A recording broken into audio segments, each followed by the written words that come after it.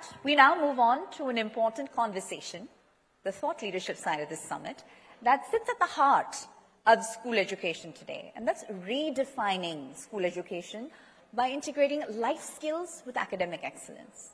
So as learning environments evolve, schools are no longer measured only by academic outcomes, but by how well they prepare students for real-world challenges.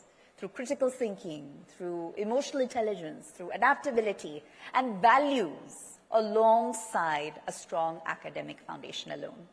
So this discussion will explore how institutions can essentially strike the right balance between curriculum rigor and life skills, ensuring holistic and future-ready learners.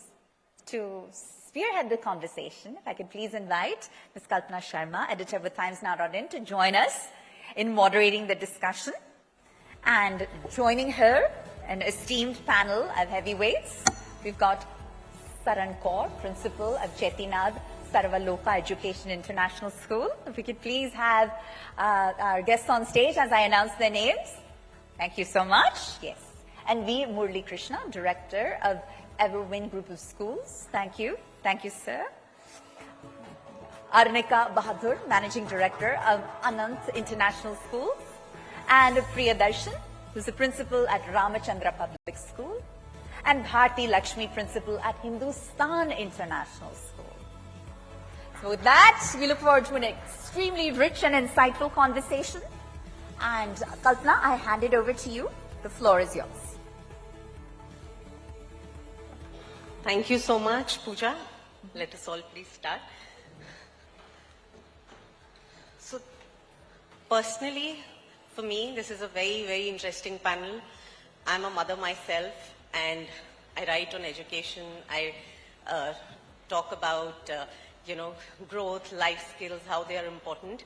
And we know that in this fast-paced world, things are changing rapidly, and we need to understand how we can prepare our future generation for it. So my opening question to all of you would be, and if you can just answer it briefly for me, that, what is that one life skill that you feel is very, very important for the children today? That one life skill.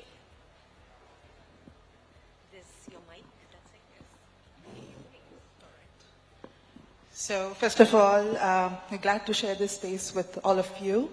And if I had to, just point on that one life skill, it's going to be hard, but I'll try my best. I think it's adaptability, because we face so much ambiguity in this world, and we are going out and, in situations where we don't know what entails and what are the next things that we are going to be into. So for me, it's definitely adaptability. Good afternoon, one and all. So, basically, broadly, life skills helps you navigate across your school, college, and life. You need to handle your life turbulences, currents, whatever you're facing in life. You need to handle it only through your life skills. Mostly schools generally prepare for your next roadblock, which is college. College prepare for the next roadblock, that is job. They don't really prepare for the turbulences in life. There are constant current is always there in life. Ups and downs is always there. You handle it through your life skills. So there are many life skills that is recommended by WHO. At the top 10, that is definitely there, which is communication, collaboration, critical thinking, decision making, stress management, emotional management. All these are part of your life skills. What I would say top number one as far as India is concerned, communication is the most important life skill that is required. Because we don't speak in our mother. If I go to England, their mother tongue is English. Yeah. My mother tongue can be Tamil, Telugu, Hindi, Malayalam, whatever. But I am speaking another language that is not my mother tongue. And I'm expected to excel in that language. That is a second more critical condition. So students don't understand the subject and learn. When it comes to first age 1 to 10, so they miss their basics. By the time that they come to college, they actually do not know much about it, but they are not dull students. They are very good. They achieve really well after college. Why they achieve well after college is because that language is not a barrier. Here, language is a barrier. I have to learn that language, I have to understand the nuance of it, and only then I'll be able to deliver. So, I believe if that can be bridged by the school at the formative years, when they start from KG to until they're 10 years old, where we actually bring in vernacular language, also part of the curriculum. We are scared to do it because parents kind of underestimate us. It happens. Even you will do that as a parent. Even I will do that as a parent. Why is my teacher speaking in Tamil and also speaking in English? I want the child to understand the basics first and then slowly. It is an evolution. The language and communication is basically an evolution as far as I am concerned. And teacher plays a very major role in this. Technology, all that is there. But to me, the teacher is the magician. Only she creates that particular environment for the child to nurture and grow. And this is possible in the classroom atmosphere. Yeah. That's quite interesting. A very good afternoon to one and all. So at this outset, I would like to thank Times Now for organizing a very big educational summit, calling all the educators in this dynamic forum. So the one life skill which I vote for is self-awareness. The teaching is confined with the content delivery. So this pedagogy has to be shifted with the process-based learning. The student must know about themselves. What am I supposed to do? What for I am sitting in this classroom? Is the content learning alone enough? Is that going to take the students forward in the future? And here, you know, like the students have a pressure from the parents' side, also from the school side. Marks become very dominant in this education-driven system. So first, they don't understand their strength or their weakness. So moving forward, the children must be taught how to learn very deeply, conceptual learning, experiential learning. So the learning never stops, till we get satisfied.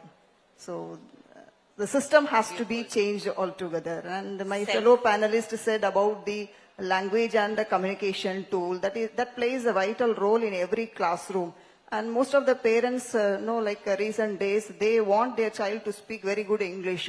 English is just a communication tool. It makes the opponent to understand how well they have been taught so far. So it is not that language what you speak, it is how the students learn the concept and carry forward in their future. Thank you. Happy New Year and good afternoon to everyone from Hindustan International Schools. A very interesting topic Happy indeed. New Year. And thank you so much.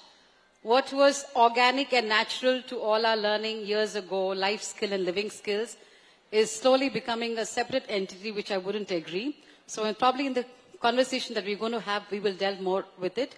But as per me, I think the most important life skill is to be change ready.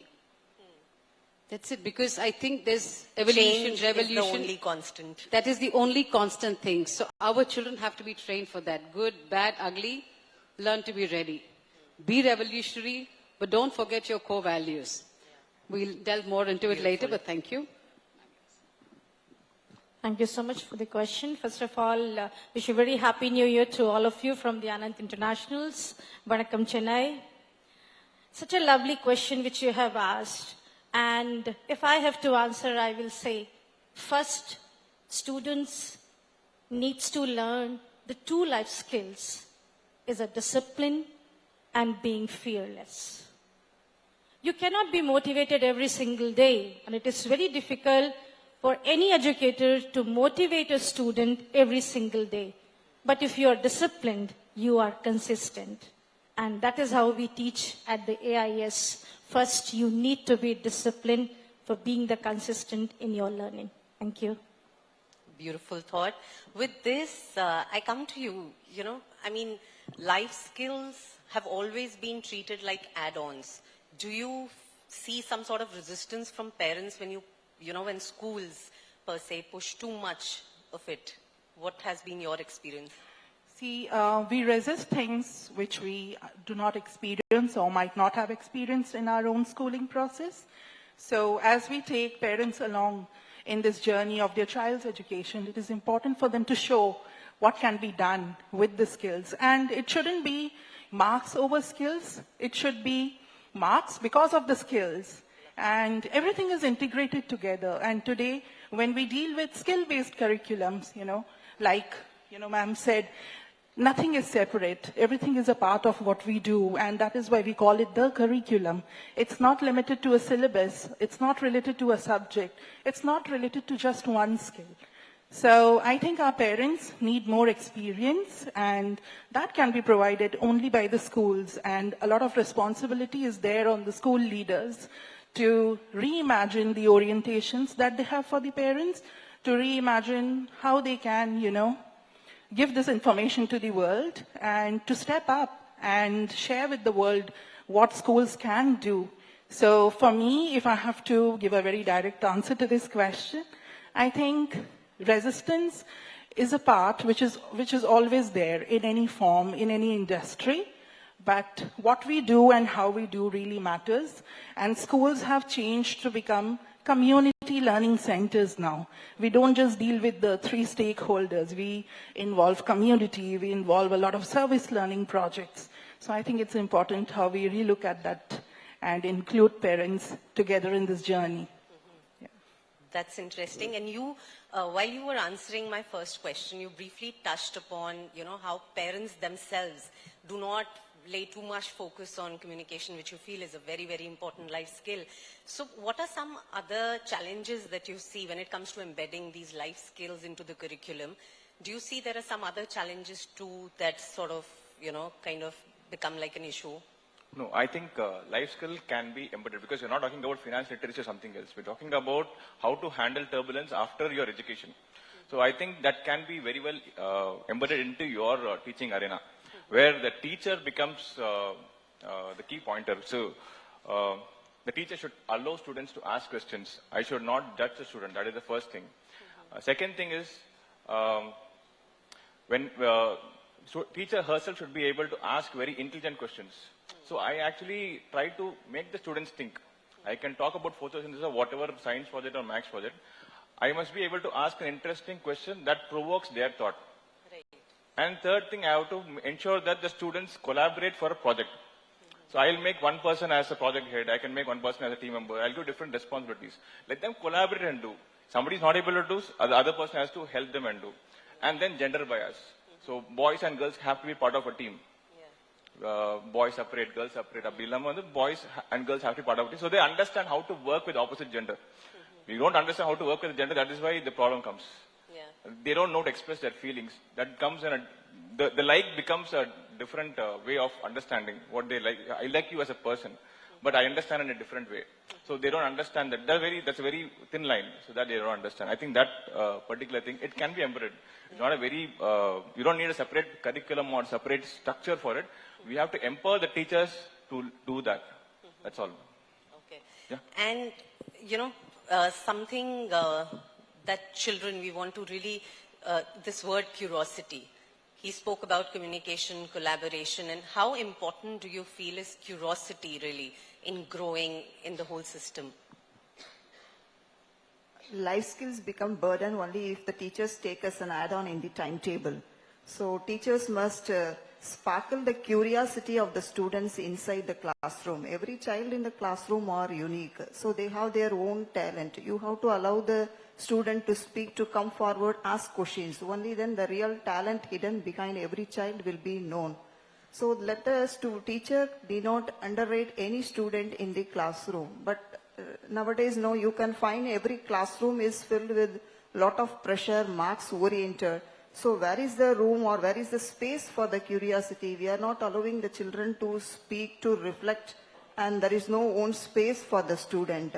So they feel pressurized, and at the end of the day, they find anxiety and depression. So the curiosity is very important to define in every classroom.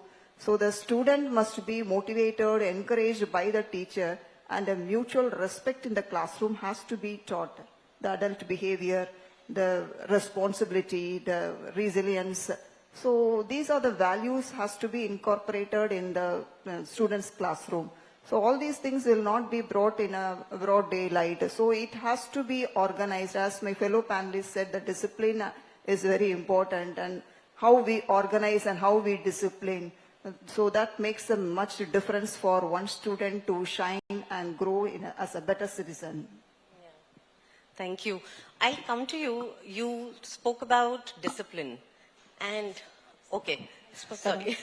You spoke about discipline. And, you know, what is that thin line that you walk? Because if you try to discipline children too much, it's considered, like we were listening to our previous panel as well, it's not considered ideal for growth.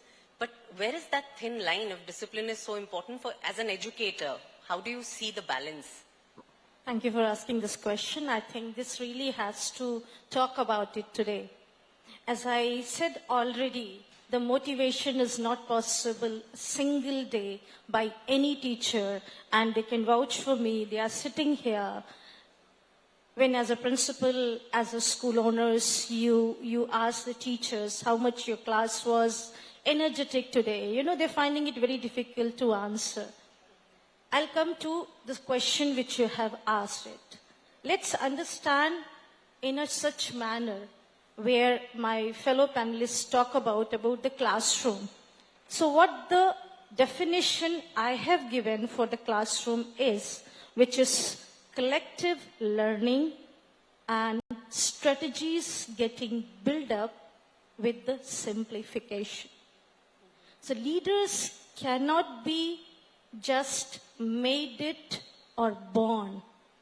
So discipline, when it comes, are you creating the leaders in a classroom? So when the small concepts, we teach it with the simplified manner. We ask a very root cause questions in a class. We generate a lot more thought process in our classrooms. We hardly have to make any student discipline in a class. But what we bring in the discipline in a class about the discipline in the discussions, discipline in asking questions, discipline in respecting towards teacher, discipline towards themselves. When they find it, they achieve one small achievement, finding it out how a seed can grow to a plant with their own explorations. I think I have disciplined my student in terms of the learning. So what I try to say that it is very, very important that we need to tell them that is your journey. You are going to walk on that. But we as a teachers, as a mentors, will show you the right path for that. And when you walk over there, never forget that your teacher always standing there to tell you how to walk, but walk, ultimately you will be doing it. So that is how it happens in terms of the discipline in our school, in our classroom. Thank you. Beautiful. And I wanted to ask you, I mean, you briefly mentioned about, you know, the rising cases of suicides and all the mental health troubles that today's generation goes through. What are some non-negotiables in your school when it comes to life skills? What are the new needs that you feel that, you know, today's generation really need to be exposed to? Right. I will touch upon your question directly in a few seconds. I'll begin. Sure. I want to give pertinence to life skill as well as living skills, which is very important. And I said, it was organic before, and we're giving it a separate name now. When I hold the investiture ceremony for my elder students, for my senior students, I am entrusting them with the responsibility that they are accountable and they're leading the next generation. I trust them. So I have a life skill done. When I'm organizing an event, maybe a carnival or something, I call my senior students and I ask them to lay out the budget, lay out the meetings, plan the schedule. I'm entrusting them with collaborative learning. And they're going to lead this juniors too. When I am organizing, and most important of all, walk the talk. When I come on time to school, when I speak politely, when I'm treating my, I don't want to call subordinates, I say colleagues. That's why in my meetings, when I mention, I do not mention anyone as subordinate. I say we are colleagues. So my children are watching that. So they learn empathy. We all have MUNs where we have debates. And before the actual debate, we have internal debates. I'm encouraging critical thinking. You have your views of the world based on what's happening around you. Speak it out. But remember, there is a generalized opinion, but you have the authority to speak. So I'm encouraging critical thinking. Mental health, most important. Allow them the space to think and speak. Fear, no. Respect. When you have respect over fear, when every child knows that he can approach his teacher, his principal, his parent, he knows that his social and emotional learning is absolutely calm. When he knows that he can express himself, he or she can express himself, he knows that he is safe and protected and he has a voice which will be heard. So, it's a very organic way that we have to think about life skills and living skills. And living skills, they're very simple. When I encourage children to go for NCC camps or scouts and guides, and when they do things by themselves, they're becoming self-reliant. And that's what living skills is all about. So today we're giving it a term called life skills and living skills, but they've always been in existence. Probably we're just giving them the direction that, look children, this is what life skills is about, this is what living skills is about. But it's always been there. Just notice, observe, and we as teachers and educators walk the talk. Simple. Beautiful. I come back to you, Mrs. Saran.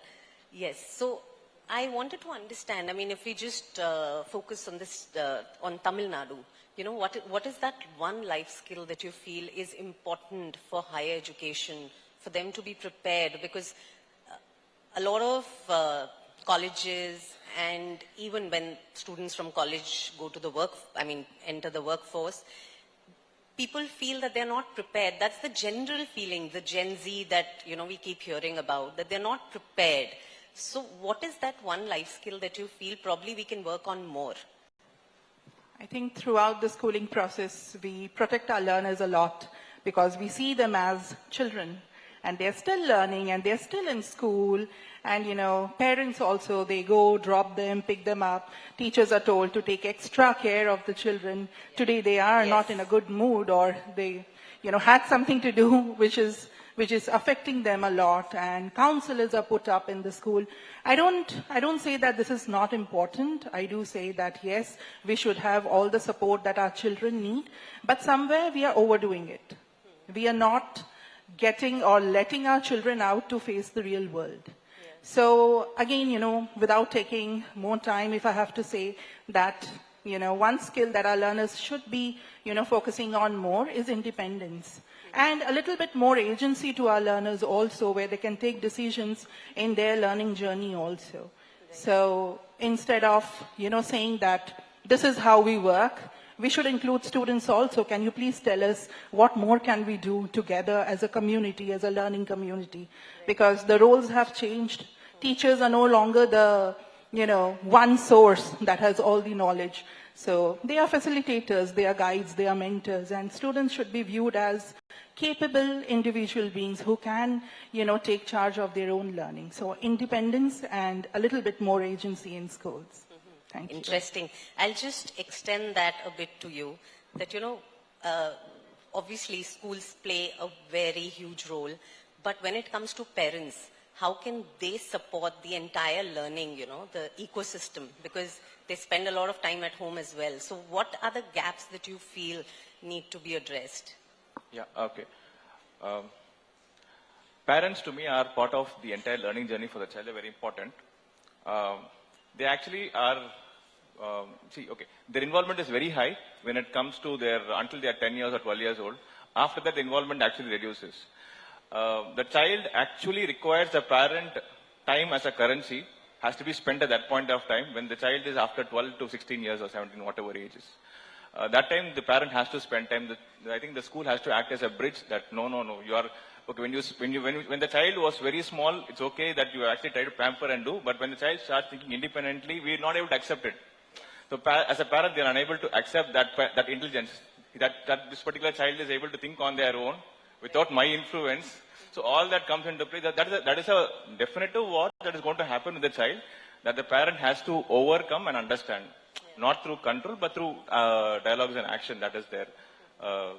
That is one thing that is important. Second thing, I think they make the child live in a perfect bubble. Parents actually make the child live in a perfect bubble. That is, even before the child feels bad, I think the parent is the first one. I see now most IT parents actually coming to our school say, my child and daughter is being stressed, depressed. They'll have 10 medical terminologies with them. Even before the child actually feels that, I feel they are feeding that kind of emotion to the child. And I think when we ask anybody who's the child, the parent you just ask the parent openly, like, what you want for the child, the best. The first thing they'll say only health and happiness. The second one will come only for, then comes education, then comes marks, then comes life, whatever it comes. So that is the first level. I think they should learn to accept failure. It's okay to fail. It's okay to fail. It's okay to fall down. It's okay to be stressed. It will come. You'll have to overcome, manage your time self. So that particular support, if it is there from the parent, then the school will also be able to overcome. That, I think that it is a bridge. I think we'll have to coordinate and work, collaborate and work. There's nothing hard and fast rule, but that's how it works with parents. Yeah. Very interesting and very true. Guilty. But I want to ask you, what are some, cultural changes that you have to get in your own school that really, encourage kids to think and be misfits, but someone who's headed in the right direction? A teacher's mindset have to be shifted from the way of teaching, and they must take the responsibility for each and every student present in the classroom. And most of the teachers, they pamper the students and they don't, fully owe the responsibility to the children. At the same time, parents too pamper the kids at home. Ultimately, what happens, the students are pampered in both the places, and the end results, they don't take their own responsibility in their shoulders. So this trend has to be changed. Unless otherwise, the education system has been totally, comes with a pedagogical shift, these changes will not happen. Students must be taught to learn the basic etiquette, mannerism, and the discipline, how well they have to be organized, whether it is like in the school or in the public places. All these things cannot be taught in the classroom. It must be inbuilt. It starts from the family. It starts from the home. It should be in the soul. So the teachers have to be more inspiration than content or delivering the content or in the process of teaching learning. So these changes has to be brought inside the classroom. Okay, that's interesting. And, you briefly touched upon empathy. I remember I was talking to a psychologist, and he told me that empathy is a declining life skill in today's generation. Do you agree, and what do you do, in your school environment, ecosystem, that ensures that, empathy is not a lost trait? When we stop confusing empathy with sympathy, things will be in place. Empathy is, I think, when it's not just about the feeling, but about listening to them and making them understand that we went through it and we know how it's going to be. So creating that space, whether it is success, we often, what we do, we often say empathy in a sad or an unfortunate situation. Empathy has to be in a successful moment also. To give an example, a student of mine created an entire website for an event at school. And when my management, when my chairman appreciated the child, it's like, the whole thing was connected. The child felt so connected, so wanted to the school. The happiness reached everyone. So every child wanted to do something to show his ability and just to give that space. So empathy is that connectedness or that feeling of sense of belongingness, not only in sad moments, but in happy moments also. I think that makes a difference. Beautiful. My last question, because we are running out of time, would be to you, today's generation is exposed to so much information online. We don't know how to walk that balance. What is it that you'd like to tell today's generation as well as parents? Because obviously you have to walk hand in hand with them. What is it that you feel is important and is missing to a great extent?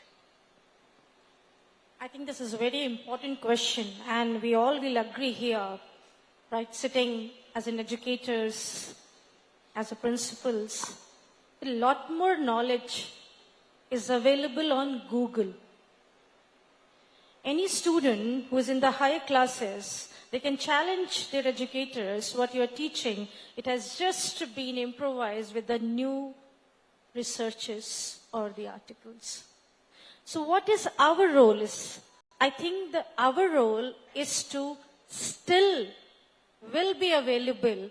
And I will really agree with my earlier panelists when they were talking about it on this point, that our role shift has been happened as an educators. Information is available.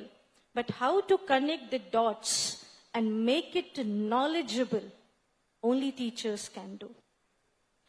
It is very, very important that when you Google anything, what all it is coming as an answer to you, how you will be practicing out, how much you will be doing the filtration of those knowledge in terms of your growth is very, very important. And that is how the teachers have been given a rename or the new name, which is facilitator or the mentors, which all the panelists today, we are talking about it, that we have become mentors now.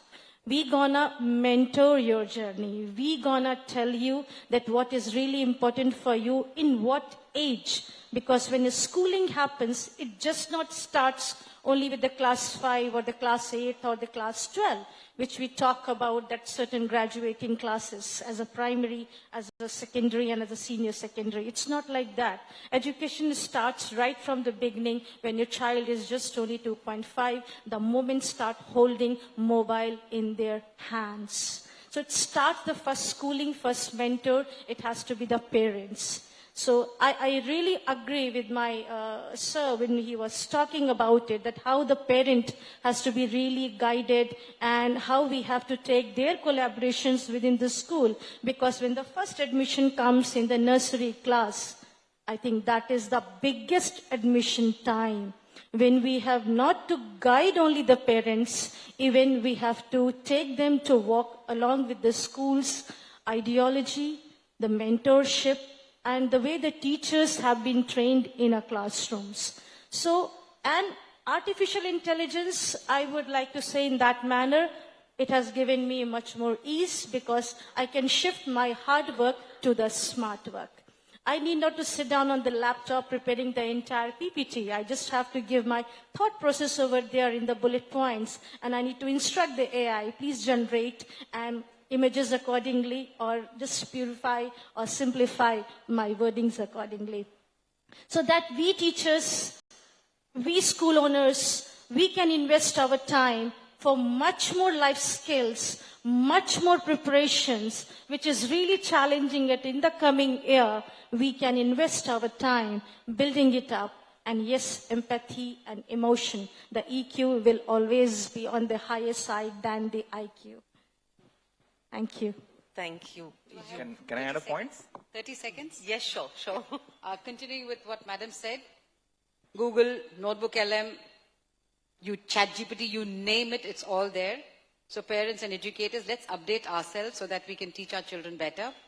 And remember, natural intelligence will never go out of fashion.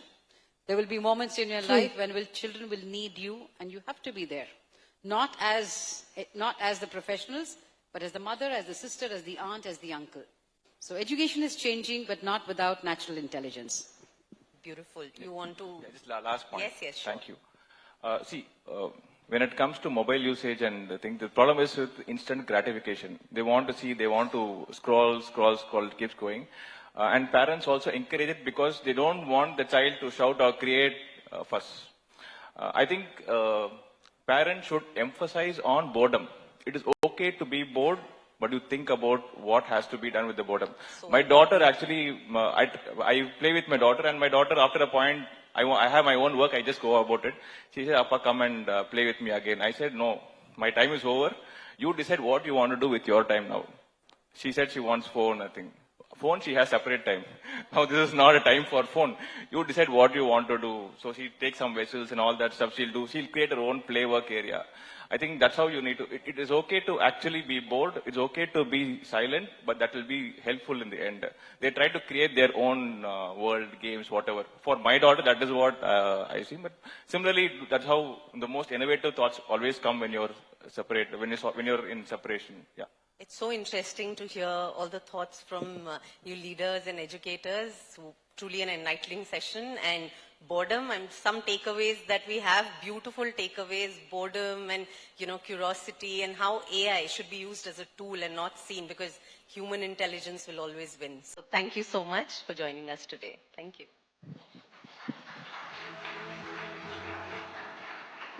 All right. What a wonderful back and forth. And Kalpana, I ask that you please felicitate each of our panelists with a token of appreciation, our way of saying thank you, our highly distinguished panel, who touched on integrating life skills with academic excellence. That's right. If we could please present a token of our appreciation to Saran Kaur, V. Murali Krishna, Arnicka Bahaadur, Priyasridharan, and Bharti Lakshmi.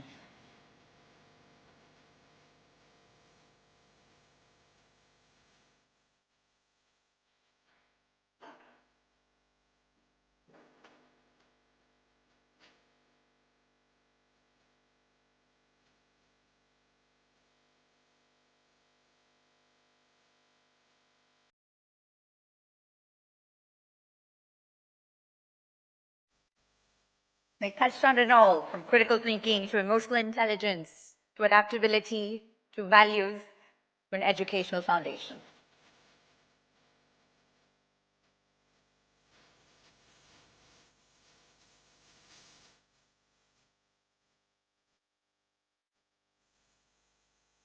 This panel's trailblazing work is setting new standards for balancing curriculum rigor with life skills, ensuring future-ready learners and holistic development.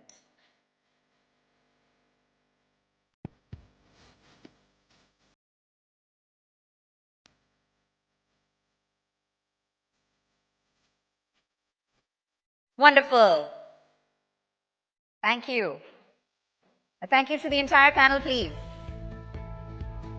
And Kalpana, I ask that you please remain on stage, and our panelists can now take their seat in the audience, please.